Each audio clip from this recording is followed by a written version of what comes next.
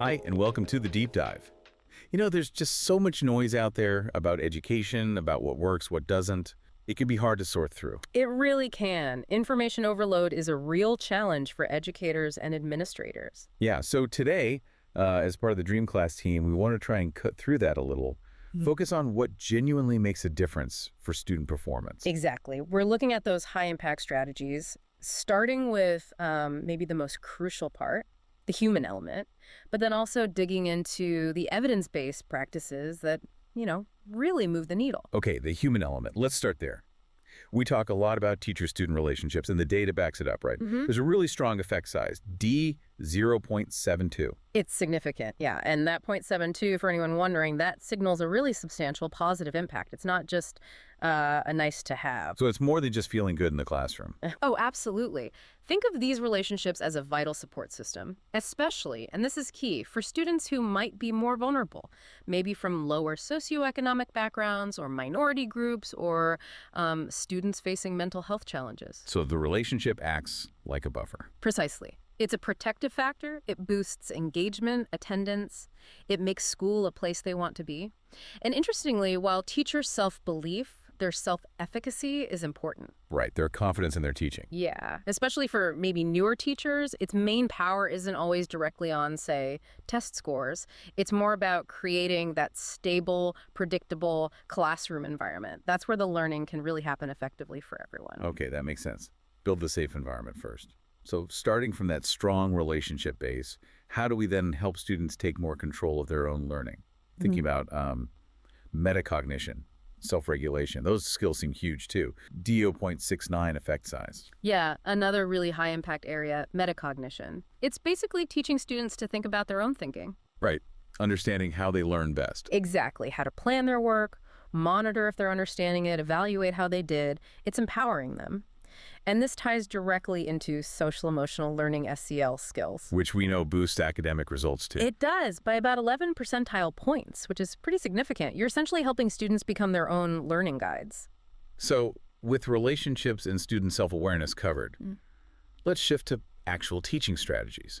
Differentiated instruction comes up a lot. How does that work effectively? Well, differentiation is really about tailoring the content, how you teach it, how you assess it, to meet the very different needs you find in any classroom. So not one size fits all. Definitely not.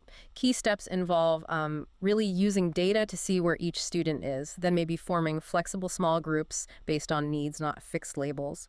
Making sure everyone's crystal clear on the academic standards, what success looks like, and importantly, teachers seeking support from each other. Sometimes, like we say at DreamClass, being willing to be the dummy in the room asking that basic question is how you find the best solutions. It sparks new ideas. I like that framing. It encourages collaboration. What about other collaborative methods like inquiry-based learning? Are they always effective? They can be very effective. Great for engagement, critical thinking for sure, but, and this is a big but, they need structure. So not just putting kids in groups and hoping for the best. Exactly. You need that structured intentionality.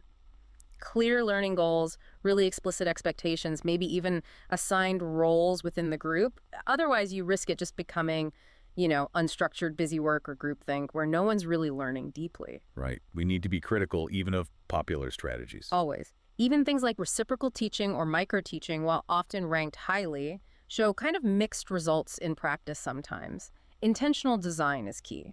Okay, let's talk feedback. Huge effect size here too. D 8.73 is clearly powerful.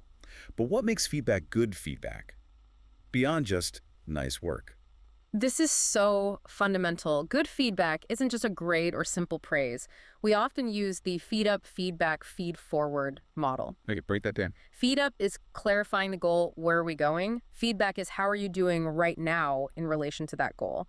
And feed forward is, okay, what are the next steps to close that gap? So it's about the learning journey. Precisely. And the most effective feedback focuses on the process the student used or their self-regulation skills. How did they approach the task? How did they monitor their own understanding? Not just the final product. Right. That kind of feedback builds their confidence and their ability to self-assess. What you want to avoid is feedback just about the self, like, you're a great writer. Really? Why is that less effective? It sounds nice, but it can actually make students less likely to take risks next time for fear of not living up to the label. Feedback needs to be specific, actionable, and focus on patterns, not every tiny mistake. That's a crucial distinction. Okay, finally, a quick word on technology. Is just having tech in the classroom the answer? Short answer, no. Technology is a tool, an amplifier, not a solution in itself. Its impact hinges on the pedagogy. Is it being used to help students take an active role, to get personalized instant feedback maybe, to analyze information critically, connect learning to the real world? That's when tech becomes powerful. Otherwise, it's just there. This has been really enlightening. So enhancing student performance, it's clearly not one thing, is it? It's this whole ecosystem. That's a great way to put it, an interconnected system. Strong relationships, students empowered to manage their own learning, really thoughtful teaching strategies, feedback. And technology used strategically to support all of that. Yeah, It all fits together. it does. And maybe a final thought for you to consider is this. How much do we truly recognize that a positive school climate, that feeling of safety, connection, being supported, isn't just a nice extra? It's actually a fundamental, almost biological prerequisite for any of these other academic strategies to really work effectively. A biological prerequisite. That's a powerful idea to end on. Thank you. Thank you.